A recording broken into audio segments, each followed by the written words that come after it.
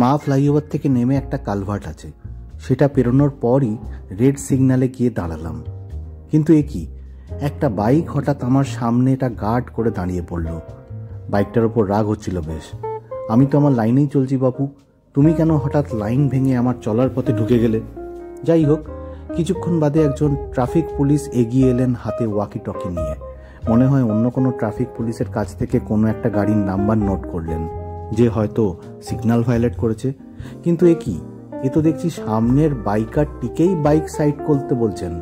জানি না বাইকারটার ভাগ্যে কি আছে বা তাকে কেন বাইক সাইড করতে বলল, কিন্তু এইখানে বলে রাখা প্রয়োজন, মা ফ্লাইওভারে যারা যাতায়াত করেন তারা জানেন ফ্লাইওভারে গাড়ির স্পিড 60 kmph রাখতে হয়।